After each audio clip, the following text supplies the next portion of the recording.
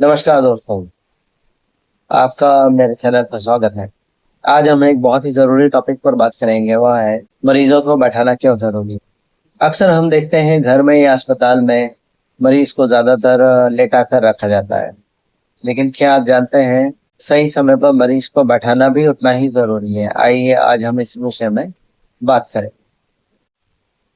सांस लेने में मदद। जब मरीज को लंबे समय तक लेटा कर रखा जाता है तो उसके सांस लेने की क्षमता घड़े आती और सांस ठीक से नहीं ली जाती। यदि मरीज को लगातार बैठाकर रखा जाए तो उससे सांस लेना आसान हो जाता है और ऑक्सीजन अच्छे से शरीर में पहुंचती है।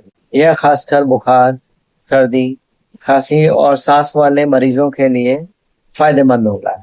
खून का सही संचार। लंबे समय तक लेटे रहने से रक्त का बहाव शरीर में धीमा पड़ जाता है और पैरों और पीठ में सूजन आ सकती है। लेकिन यदि मरीज को हम बैठाते हैं तो रक्त शरीर में आसानी से घूमता है और हृदय पर दबाव भी कम होता है और मरीज शरीर को हल्का महसूस करते हैं। बेड सोर से बचाव। अक्सर लंबे समय तक लेटे रहने वाले पेशेंट्स के बेड सोर्स हो जाते हैं। बेड सोर्स अर्थात पीठ और कूल्हों पर छाले, जो कि बहुत दर्दनाक होते हैं। यदि पेशेंट को समय समय पर करवट दिलाई जाए और बैठाकर रखा जाए तो इस बेड सोर से बचा जा सकता। पाचन में मदद।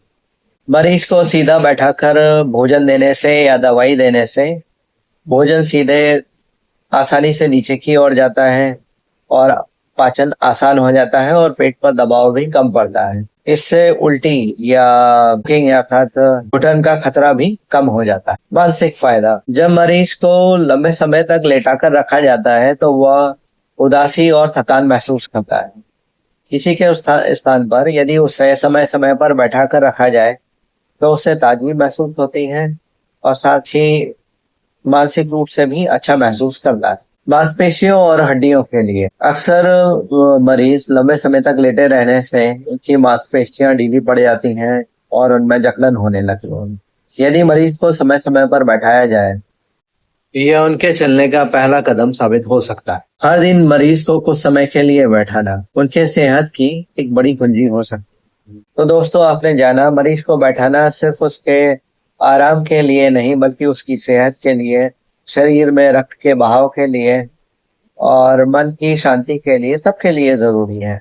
हाँ, इतना अवश्य ध्यान रखें, मरीज को बैठाते समय उसे धीरे धीरे आराम से सहारा देकर बैठाएं ताकि उसे ना कोई चोट लगे ना ही चक्कर आए।